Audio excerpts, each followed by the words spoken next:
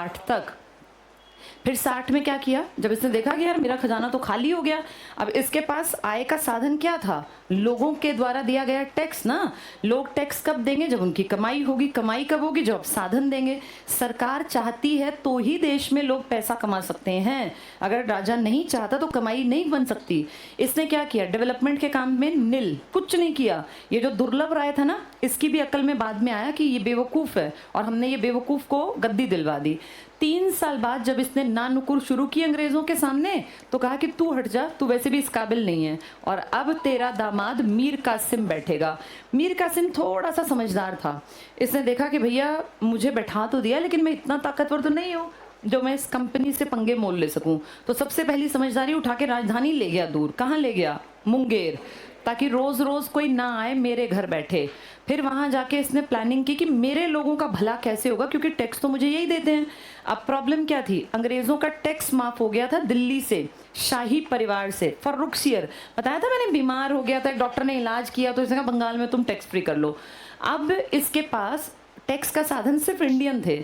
Indian के चीज़ों पे टैक्स लगता जिससे उसकी कीमत ऊपर हो जाती। टैक्स के कारण अंग्रेजों का सामान कम कीमत में बिकता। इसने सोचा कि भैया टैक्स कौन देगा, अंग्रेज तो देंगे नहीं, इंडियन देंगे। लेकिन अगर मैं इंडियंस के ऊपर टैक्स बहुत ज़्यादा थोप दूंगा तो मेरे लोग बर्बाद होंगे। ये समझदार और अच्छा आदमी था। इसने सोचा कुछ दिन मैं नुकसान सह लूँगा, मैं अपने लोगों की चीज़ें सस्ती करवा दूँ ताकि इनकी ज़्यादा बिके, अंग्रेजों की ना बिके। इसीलिए इसने अपने जो लोकल व्यापारी थे इनका टैक्स माफ़ कर दिया। अंग्रेजों का टैक्स तो पहले से माफ कर रखा था फर्रुखसियर ने, इसने अपनों का कर दिया। अब वो जो कीमतों का अंतर था ना, वो बराबरी पर आ गई, और पूरी दुनिया जानती थी कि क्वालिटी में इंडियन मार्केट में बने सामान का कभी कोई सामना, कोई मुकाबला कर नहीं पाता था। जिसकी क्वालिटी अच्छी होगी वो सामान बिकेगा, अगर कीमत बराबर हो। क्वालिटी हमारे सामान में थी, इसलिए इंडियन प्रोडक्ट ज़्यादा बिकने लगा। इस बात से कहीं ना कहीं एक मिर्ची लगी BEIC को कि भैया हमारा सामान तो बिकना इस राजा ने बंद करवा दिया। उन्होंने मीर कासिम को कहा कि तू हट, तुझे किसने गद्दी दी, हमने गलती से दी, वापस हट। इसको हटा दिया। लेकिन तब तक इसने अपनी ताकत इकट्ठी कर ली और इसने प्लान बना लिया। इसने जाके मुलाकात की, एक तो यूपी अवध के जो उस टाइम के हेड थे शुजाउद्दौला, और एक शाही जो रॉयल फैमिली मुगलों की थी जिसमें कि बैठा हुआ था शाह आलम सेकंड। तो शाह आलम सेकंड ये दिल्ली में मेन बैठा हुआ था, लाल किले में। और एक अवध का था जिसका नाम मैंने क्या बताया, शुजाउद्दौला। देखो इनके नाम एक जैसे से लगेंगे, शुजाउद्दौला। और एक कौन था ये, जो ये गया है, मीर कासिम, जाफर का रिश्तेदारी में था ये तीनों इकट्ठे हुए और इन्होंने कहा यार बाहर के लोगों को अगर हम यहाँ तक ऐसे एंट्री देंगे ना तो फिर तो ये देश में बहुत गड़बड़ कर देंगे। हम आपस में चाहे लड़ें चाहे मरे, ये हमारा इंटरनल मामला है, लेकिन गद्दारी थोड़ी ना करनी चाहिए जैसी किसने कर दी, मीर जाफर गद्दार था। उसने अपने नहीं, उसने देश के नुकसान के लिए ऐसा रास्ता बना दिया जिसमें से अंग्रेज रोज खूब लूट लूट के ले जाएंगे। इन तीनों ने अपनी पुरजोर कोशिश की, सेना इकट्ठी की, 3 तगड़ी एक तरह से आर्मी इकट्ठी हो गई। उस तरफ अब मरने और मारने की कंडीशन पर थी BEIC। अगर इनसे हार गई तो ये दफा कर देंगे, क्योंकि ये तो ताकतवर इकट्ठे हो गए। वैसे भी सारी प्रॉपर्टी तो इसके बाप दादाओं की थी ना, भाई औरंगजेब का ही तो वंशज है ये, तो ये तो हक से कहेगा कि मेरे बाप दादा परदादा की है, तुम्हें किसने कह रखा है। ये व्यापार सारा चल रहा था बंगाल की तरफ से जिसपे कलेश हो रहा है। बंगाल का नवाब अगर कहेगा निकलो यहाँ से जीतने के बाद, तो निकलना पड़ेगा। तो कहीं ना कहीं BEIC के लिए सर्वाइवल का मामला था कि अगर हम यहाँ हार गए तो फिर ये देश ये सब कुछ छोड़ के जाना पड़ेगा। इसीलिए वो पूरी ताकत से लड़े कि हमें यहाँ से जाना नहीं है, जैसे वो जान बचाने के लिए लड़े। तो ये दिखती बात थी कि हम उतनी ताकत नहीं लगा रहे थे, क्योंकि हमें ये ना थोड़ा घमंड सा था कि हम तो भैया 3 आर्मी लेके लड़ रहे हैं। हम हार गए और BEIC ये एक फैक्ट है कि यहाँ लड़ा और लड़कर जीता, इसमें कोई दो राय नहीं है कि यहाँ गद्दारी नहीं हुई थी। जैसे गद्दारी कहाँ हुई थी, यहाँ इन्होंने अपने दमखम पे इन तीनों की फौज को हरा दिया। मीर कासिम को मार डाला गया। अवध के नवाब शुजाउद्दौला से 50 लाख रुपए प्लस चुनार का अभेद्य किला ये छीना गया संधि के तहत, और शाह आलम सेकंड से संधि की गई इलाहाबाद में, और कहा सर आपका बेशक राज था आपके घर वालों का, लेकिन अब बंगाल, बिहार, उड़ीसा की बेल्ट से जितना रुपया आएगा टैक्स में वो सब हमारा। अंग्रेज इस देश में 3 स्टेप्स में देखने चाहिए। पहला, यहाँ आके नमस्ते करके झोली गोली फैला के कहते थे कि क्या व्यापार कर लें जहांगीर के सामने। उससे कई बार इजाज़त लेने जाते, उसके सामने गिफ्ट्स लेके जाते और नीचे से हाथ बांध के खड़े होते। वो टाइम था जब ये भिखमंगों की तरह परमिशन मांगने भारत में आते थे। फिर सेकेंड टाइम था जब इन्होंने परमिशन तो मिल गई लेकिन कहा कि टैक्स दे देना जैसे बाकी लोग देते हैं, व्यापार करोगे मुनाफे का एक हिस्सा हमें भी चाहिए, ठीक है दे देंगे। वहां तक इनका प्रॉफिट हमारे देश में आता था, मतलब हमारी कमाई का साधन था।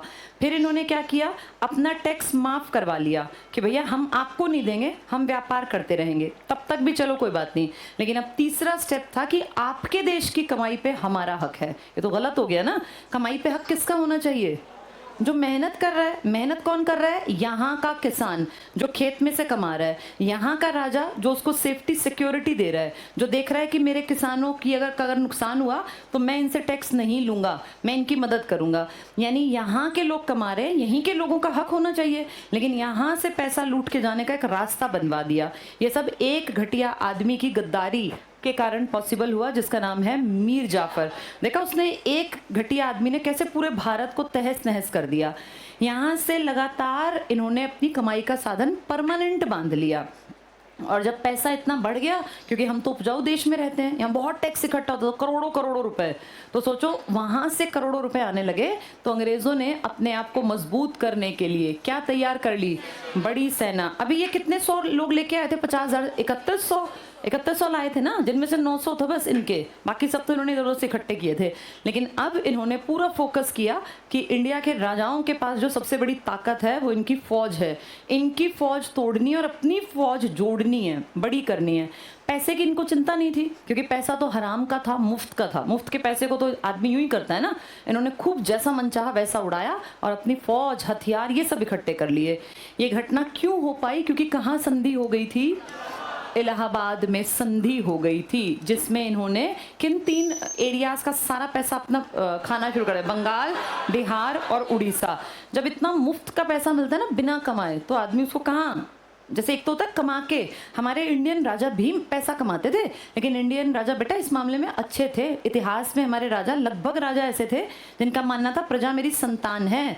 ये अशोक ने तो लिखवाया था चट्टान पे कि प्रजा मेरी संतान है, मेरी मतलब राजा की। तो जो राजा प्रजा से टैक्स लेगा वो अपनी सीमाओं को इतनी मजबूत, इतनी ताकतवर बनाए कि लोग सुरक्षित रहें। जैसे घर में नहीं बच्चा सुरक्षित होता है, ऐसा राजा के राज्य में प्रजा सुरक्षित होनी चाहिए। लेकिन इनको इससे कोई मतलब नहीं था, इन्होंने आपके यहाँ से पैसा ढोना था। उसके लिए इन्होंने क्या बना दी? एक बड़ी, और ये सेना बनी है 1760। कब की घटना थी ये? 1757, 1764। तो अब ये संधि हुई है 1765 में, अगस्त में। और यहाँ से बेटा पैसा इकट्ठा होना शुरू हुआ, और ये हमारा सबसे बड़ा नुकसान का चरण स्टार्ट हो गया, क्योंकि अब इंडिया को ये जैसे चाहेंगे वैसे लूटेंगे। 1765 की इलाहाबाद की संधि के महज 2 साल पकड़े थे, इतना पैसा हो गया कि अब इनको लग रहा है कि और भी एरिया अगर हमारे हिस्से में आ जाए तो हम पता नहीं कितने अमीर बन जाएंगे, जो सही सोच रहे थे ये।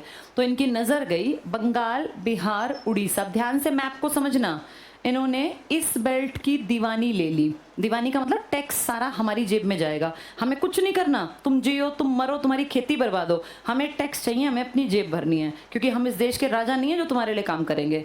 अब यहाँ से सारा पैसा जा रहा है किसके पेट में? सेना बढ़ा ली, पैसा है, हथियार है। अब इसका दिमाग गया कि यार साउथ की बेल्ट पे भी हमारा कब्जा होना चाहिए, क्योंकि यहाँ से भी तो पैसा आ सकता है। साउथ हमारा देखो उस टाइम पे कैसे डिवाइडेड था, इसको ध्यान से समझना। ये जो बेल्ट थी ये पूरे की पूरी थी मराठों की। मराठे मतलब शिवाजी, वो तो खैर एक्सपायर हो गए थे, उनका बेटा, फिर उनके आगे पेशवा बहुत ताकतवर थे, उनकी बेल्ट थी। इस तरफ की जो बेल्ट थी ये थी निज़ाम की, निज़ाम हैदराबाद के आसपास के।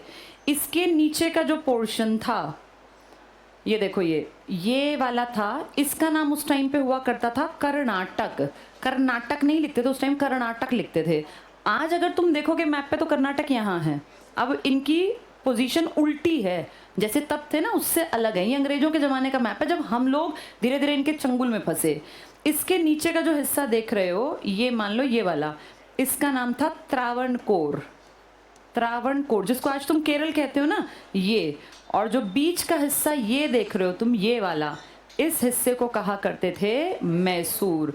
ये सब हम लोकल लोग हैं, मैसूर भी हमारा, कर्नाटक भी हमारा, और ये निज़ाम भी हमारे, पेशवा भी। हम चाहे लड़े चाहे मरे, लेकिन हम इसी ज़मीन के हैं। हमने देखो, लड़ाई तो नॉर्मल सी बात है, कहीं भी दो राजा होंगे तो वो लड़ेंगे, क्योंकि हर राजा सोचता है कि मेरी प्रॉपर्टी बढ़ जाए। लेकिन ये लड़ाई थी अपने घर के भीतर। अब जो लोग आने वाले हैं ना आपके देश के अंदर, उनका आपके देश से ना कोई लगाव, ना कोई जुड़ाव, ना उनकी कोई पुश्तैनी कहानियाँ। ये कौन लोग हैं? अब इनको जब यहाँ से खूब माल मिल रहा है बिना मेहनत किए, तो इनके दिमाग में ये हुआ कि क्यों ना साउथ में भी ऐसा ही करें। इन्होंने नज़र दौड़ाई कि सबसे पहले किसको अटैक किया जाए, कहाँ से पैसा उठाया जाए। तो इन्होंने कहा कि मैसूर। कारण मैसूर जो था ना बेटा, एक टाइम पर मध्यकाल में, ये तो मॉडर्न हिस्ट्री है, मिडिएवल हिस्ट्री में ना दो एरिया डेवलप हुए थे यहाँ पर। एक का नाम था विजयनगर और एक का नाम था बहमनी। अब इनकी कहानी सुनो। विजयनगर हिंदुओं ने डेवलप किया था। हरिहर, बुक्का, 5 भाई थे ये, 2 का नाम है हरिहर और बुक्का। इन दोनों ने साउथ में एक बेल्ट में कहा भाई हम स्वतंत्र हैं और ये इलाका हमारा है। क्योंकि इन्होंने वो जीता था तो अपना नाम रख लिया विजयनगर। हिंदी शब्द है ना दोनों, विजय और नगर। कुछ दिन बाद, 11 साल के गैप के बाद, इनसे थोड़ा ऊपर कुछ लोगों ने एक नया हिस्सा डेवलप किया, मुस्लिम बाहुल्य, जिनका नाम क्या रखा गया? बहमनी। एक्चुअल में एक आदमी था बहमन शाह, उसने इसके ऊपर काम किया, इसलिए इस इलाके का नाम भी पड़ गया बहमनी। धीरे धीरे डिस्प्यूट स्टार्ट हो गया। ये 1336 में बना था, ये 1347, 11 साल में। दोनों में लड़ाई झगड़े, कलह कलेश, मारपीट, क्योंकि आसपास के एरियाज में जनरली ऐसा हो जाता है। इन दोनों की लड़ाई चलते चलते चलते फाइनली ये जो बहमनी था ना, ये 5 हिस्सों में बट गया, अलग अलग में, जिनमें से अगर तुमने नाम नहीं सुने तो कोई बात नहीं, अब सुन लो, जब मध्यकाल पढ़ाऊंगी तब इनको डिटेल से पढ़ाऊंगी। इनमें से एक हिस्से का नाम था बरार, बीदर, अहमदनगर, गोलकुंडा, और एक और दिमाग से स्लिप हो गया, चलो याद आएगा तो बता दूंगी। ये 5 हिस्से थे। इन 5 हिस्सों में जो बरार था इसको साइड कर दो, बाकी 3, तो ये 3 हिस्से गोलकुंडा था, मैंने गोलकुंडा शायद नहीं बोला था ना, बोला था गोलकुंडा, अहमदनगर, बीजापुर नहीं बोला शायद, बीजापुर, बीदर, बरार, हाँ ये 5 हो गए। गोलकुंडा, बीजापुर, बीदर, बरार और अहमदनगर, 3 बी वाले थे, बीदर, बरार, बीजापुर, एक गोलकुंडा और एक अहमदनगर, ए जी और 3 बी वाले। इनमें से बरार को हटा दो, बाकी चारों इन्होंने लड़ाई की विजयनगर के साथ, बढ़िया वाली। विजयनगर हार गया, विजयनगर ध्वस्त हो गया। आगे जाके इसी बेल्ट में ये नया डेवलप हुआ था जिसको तुम कहते हो मैसूर। मैसूर में जो था ना बेटा, जिस राजा का अंतिम राज चल रहा था वो कमजोर था, तो उसके 2 खास से सेनापति और इस तरह के जो हेड होते हैं ना, इन दोनों ने प्लानिंग की कि यार ये राजा है कमजोर, हमें राज करना चाहिए, बस ये बैठा बैठा रहेगा। तो 2 लोगों ने राजा के बैठे बैठे असली ताकत अपने हाथ में, सत्ता अपने हाथ में ले ली। इस बात को एक नॉर्मल से सिपाही के पद पे, एक नॉर्मल परिवार में पैदा हुआ था एक लड़का 1721 में, बिल्कुल नॉर्मल सामान्य परिवार, कोई इसका ऐसा पुश्तैनी नहीं कि इसके दादा परदादा कोई बड़े अमीर आदमी थे। एक सामान्य से परिवार में एक लड़का जन्म लेता है जिसका नाम रखा जाता है हैदर अली। अली से तुम समझ गए हो ये मुस्लिम कम्युनिटी, तो मैंने इसलिए बहमन वो वाला एक्सप्लेन कर दिया ताकि तुम्हें समझ में आ जाए। तो ये हैदर अली जन्मे, जब ये थोड़े जवान हुए तो हर इंसान को कमाने का साधन ढूंढना पड़ता है। इन्होंने सेना में भर्ती होके कि चलो भैया मेरा घर बढ़िया चलेगा, सेना में भर्ती हो जाता हूँ।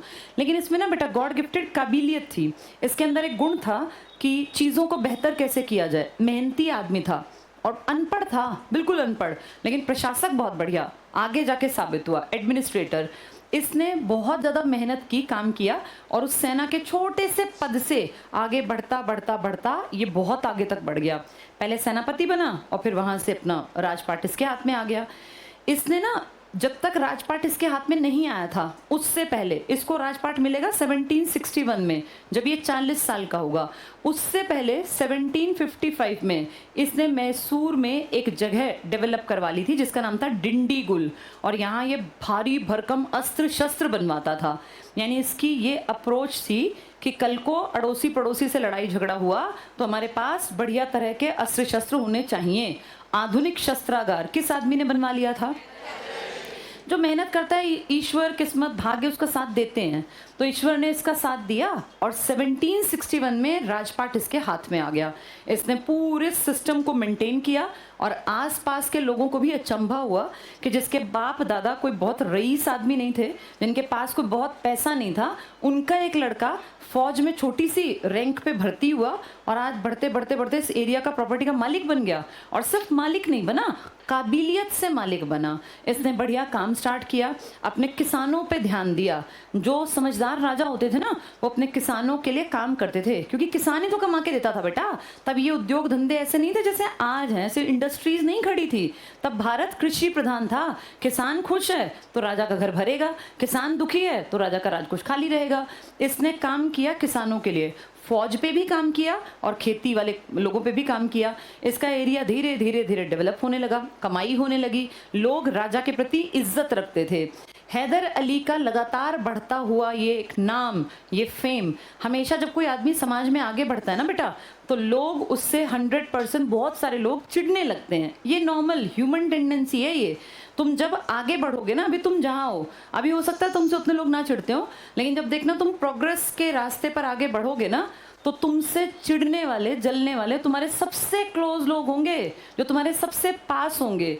कारण उन्हें ये अच्छा नहीं लगता कि तुम उनके बीच में से निकल के और बड़ा नाम कमा रहे हो। क्योंकि जिसकी वाहवाही होती है, उसके अड़ोसी पड़ोसी, उसके रिश्तेदार और खासकर ब्लड रिलेशन वाले सबसे ज्यादा चिढ़ मानते हैं कि भैया ये हम में से एक होके देखो आज इसकी कितनी वाहवाही है, इसका कितना फेम है। तो कहीं ना कहीं अड़ोसी पड़ोसी चिढ़ेंगे। अब हैदर अली से चिढ़ने वालों में ये सब आ जाएंगे। इन सब में मेन आएंगे ये दो। कौन कौन? मैंने इनके राजाओं का नाम नहीं लिखा, ना मैंने इनकी कम्युनिटी का नाम लिखा, मैंने इस जगह का नाम लिखा है। लेकिन इन दोनों को देखो, मैंने कम्युनिटीज़ का नाम लिखा है। इसका कारण है बेटा, इन दोनों ने खुल के ऐसा विरोध कभी नहीं किया, लेकिन ये दोनों आएंगे। और ये दोनों ऐसे तो लड़ाई झगड़े सबके ही होते हैं पड़ोस पड़ोस में, लेकिन अब इनके इकट्ठे होने का और इस पे अटैक करने का प्लान कौन बनवाएगी? पैसा आ ही रहा है BIC को, वैसे भी मुफ्त का पैसा है, कुछ करना तो है नहीं। 1765 में उसने यहाँ की बेल्ट से पैसा उठाना शुरू कर दिया। तो 1761 में जब इस आदमी ने अपना राजपाट संभाला, इसने 6 साल में अपने आप को इतना ताकतवर कर लिया कि इसके नाम का डंका बज गया कि भाई मैसूर जो है ना, स्वतंत्र राज्य बहुत बढ़िया चल रहा है।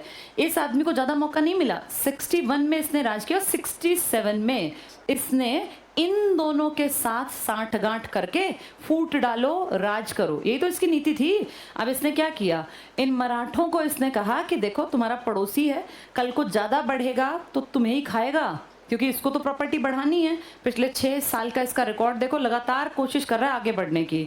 कल को आगे बढ़ के सीमा तुमसे लगती है, तुम्हें खत्म कर देगा। इसीलिए मेरी मानो, मैं इस पे अटैक करूंगा, तुम भी साथ आ जाना। मराठे समझदार थे, मराठों ने कहा भाई साहब ये हमारा देश है, हमें आपकी जरूरत नहीं है अपनी प्रॉपर्टी को बचाने के लिए। तो लालच, फिर कहा कि ठीक है 20 लाख रुपए, उस जमाने में 20 लाख काफी बड़े थे बेटा।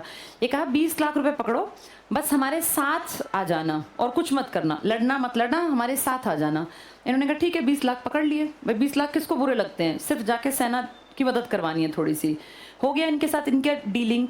निज़ाम को इन्होंने कहा कि भैया तुम जो आसपास में अगर देखें तो तुमसे भी सीमा लगती है, कल को तुम्हें नुकसान पहुंचाएगा, हमारा साथ दे दो, फायदा होगा। निज़ाम बिना पैसे के राजी हो गए अपने सगों से लड़ने को, मैसूर से लड़ने को, और लड़ने को क्या, खत्म करने को। BEIC निश्चिंत हो गया कि मैंने इसको दोनों तरफ से घिरवा दिया, ये कहाँ भागेगा। कर्नाटक BEIC का दोस्त था। दूसरी चीज, कर्नाटक में एक गढ़ बना रखा था पहले से इन लोगों ने, जिसको तुम कहा करते थे मद्रास। मद्रास में इनके पास एक किला था। मैंने वो तुम्हें कहानी सुनाई थी, बताया था तुम्हें एक बार, यहाँ से जब लोग भगाए थे तो यहाँ से फिर मदद गई थी, सुनाई थी कहानी, फुल्टा द्वीप वाली। नहीं सुनाई? नहीं सुनाई, कोई बात नहीं, चलो अभी पहले इसको सुनो फिर बता दूंगी। तो कर्नाटक के हिस्से में जो ये मद्रास है, इस पर किसका कब्जा था? तो BIC क्या सोच रहा है कि मैं इसको चारों तरफ से घेर लूंगा। इस तरफ तो पानी है, भाग नहीं सकता, इसके इस तरफ इन दोनों को मैंने घूस दे दी, अपनी तरफ कर लिया। कर्नाटक मेरा दोस्त है। त्रावणकोर थोड़ा सा दूर था, वो ज्यादा ना तो आगे ना पीछे, के भैया मैं शांति से जीवन जीना चाहता हूँ। तो एक तरह से BIC ने फील किया कि मैंने इसको घेर लिया और अब इसके पास बचने का रास्ता नहीं है। 1767 में इसने इसके ऊपर अटैक कर दिया। ये अपनी फौज लेके इसकी तरफ चल पड़ा। जब ये अपनी फौज लेके आया तो इसके दिमाग में क्या था कि मराठे और निज़ाम आके मेरी फौज का साइज बढ़ जाएगा, फिर मैं मैसूर पे अटैक करूंगा। लेकिन मैंने आपको पहले ही बताया कि बहुत चालाक, समझदार और थोड़ा सा ना शातिर बनना पड़ता है बेटा। एक चीज़ और भी है, ये बिल्कुल सच बात है जब ज़िंदगी समझ में आने लगती है तो ये पता चलता है कि बहुत सीधे, बहुत शरीफ लोग बहुत लंबे नहीं टिक पाते हैं। जैसे जैसी दुनिया है ना, धीरे-धीरे आपको वैसा बनना पड़ता है। मतलब आप उतने नीचता पे ना आएँ, लेकिन अगर आप चालाक नहीं हैं, तो आपके अड़ोसी-पड़ोसी ही आपको ख़त्म कर देंगे। इनको चालाक बनना पड़ेगा। इन्होंने चालाकी चली और इनको पहले ही पैसा दे दिया। 35 लाख रुपए भिजवा दिए इनके घर कि उसने आपको 20 दिए ना, 20 रख लिए आपने, ये 35 भी रख लो, जिसका साथ आपको देना हो दे देना। दिखती बात है 35 वाले का साथ देगा। तो इसने कहा भाई देखो मैं लड़ने नहीं आऊँगा। इसने कहा आप बस लड़ने मत आना, मैं ये नहीं कह रहा मेरी तरफ से आके लड़ो, बस आप आना मत। इसने कहा ठीक है। अब सोचो 35 एक के ले लिए, 20 एक के, 55 लाख हो गए अगले के, और कहीं जाना ना आना, अपने घर बैठना है। इसने तो कमाई की, तब तक बीईआईसी के असली रंग पता थोड़ी ना थे किसी को। निजामों को इन्होंने कहा कि देख ये तो वापस चले जाएंगे, चल मान ले मैं हार गया कोई बात नहीं, लेकिन इनके वापस जाने के बाद मेरे पड़ोस में तू है, मैं अपना बदला लूंगा तुझसे। मैं नहीं जानता कौन बीईआईसी, बीईआईसी आज है कल नहीं, तुझे यहीं रहना है, तेरे पूर्वज यहीं थे, तेरे अगले वंशज यहीं, तो मैं तुझसे बदला लूंगा। इसने सोचा यार मैं क्यों पंगे में बिना बात मोल लूं, ये अपना पीछे हट गया। बीईआईसी जो प्लानिंग के साथ पूरा आया था यहाँ, उसका सब प्लान चौपट हो गया और उसको यहाँ से लड़के, खैर 2 साल लड़े ये लोग, लड़के फाइनली उसको फील हुआ कि मेरा चैप्टर क्लोज, ये हमें जान से मार देगा, ये आदमी बहुत एग्रेसिव मोड में है।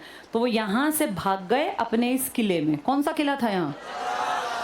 ये उनके पीछे भागा क्योंकि इसको था कि मुझे बदला लेना है। ये उनके पीछे भागा, वैसे भी ये पोजीशन स्ट्रांग में था। वहाँ जाके मद्रास के किले में जब इसकी फौज अंदर घुस गई तो सारे अंग्रेज घुटनों के बल बैठ गए और हाथ जोड़ के माफ़ी मांगने लग गए। मैंने आपको बार बार बताया हम इंडियंस की बस एक कमज़ोरी है कि हम काइंड हार्टेड हैं। जैसे कोई हमारे सामने हाथ जोड़ ले, कोई माफ़ी मांग ले तो हम दया कर देते हैं, लेकिन बेटा ये दया सब पे नहीं करनी होती। हम इंडियंस की बस एक ये भूल है, हर किसी को दया का पात्र नहीं समझना चाहिए। ये गलती हमने इतिहास में बार बार की है। हमने मोहम्मद गौरी को भी जाने दिया था जब ये था ना 1191 का युद्ध, तराइन का पहला युद्ध, तो हमने महागलती की थी। पृथ्वीराज चौहान ने गौरी उसके सामने पेश कर दिया था पकड़ के, सिर्फ 1 सेकंड का खेल था, गौरी की गर्दन हटती और 1206 की कहानी कभी बनती ही ना, फिर इतिहास कुछ और होता। लेकिन गौरी जब नीचे बैठा घुटनों के बल, उसके सामने वो लाया गया, तो इसने पता है क्या कहा पृथ्वीराज चौहान ने? अब तुम इसको महानता कह लो या अगर रियलिटी में देखें तो ये बेवकूफ़ी भी थी कहीं ना कहीं कि उन्होंने गौरी को जिंदा छोड़ दिया। और सिर्फ जिंदा नहीं छोड़ा, अपने गले से हार उतार के उसके गले में पहनाया कि राजा खाली गले अच्छा नहीं लगता और ये राजा है, इसको इज्जत के साथ भेजो। वो इस बात को बेइज्जती मान गया कि मुझे जिंदा छोड़ा, इसने मेरी बेइज्जती की ऐसा करके, और अगले साल पूरी ताकत लगा के वो वापस आया बदला लेने। और उसने, गौरी ने ये शर्म नहीं की। देखो बेटा गद्दार और घटिया लोग कैसे होते हैं। पृथ्वीराज चौहान के सामने ऑप्शन था उसकी गर्दन काटने का, लेकिन पृथ्वीराज चौहान ने उसको जिंदा छोड़ा, उस पर रहम किया, लेकिन उसने पृथ्वीराज को जिंदा नहीं छोड़ा। उसने पृथ्वीराज के साथ इल ट्रीटमेंट किया, उसकी आंखें फुड़वा दी थी। और बाद में जो कहानी है मुझे नहीं पता उसमें कितनी सच्चाई है, पर वो कितना महाघटिया था। उसकी आंखों में, नजरों में ये शर्म नहीं थी कि पिछले साल इसी आदमी ने मुझे जिंदा छोड़ दिया था और मेरी ये सांस, इसकी कहीं ना कहीं कीमत मैं इसको मुझे देनी चाहिए। हम इंडियंस ने गलती बहुत बार की है इन लोगों पे विश्वास करके। मद्रास के किले में जब ये गए तो इनको जान से मार देना चाहिए था ताकि इनका नीचे की तरफ देखने का कहीं हिम्मत भी ना होती, लेकिन यहाँ माफ़ी देके और गद्दारों को वापस भेज दिया। इस माफ़ी से इनको शर्म नहीं आई कि हमें माफ़ कर दिया तो हमें थोड़ा अपना शांत रहना चाहिए। कुछ दिन तो चुप रहे। इस मद्रास के किले में संधि हुई 1767 में, युद्ध हुआ।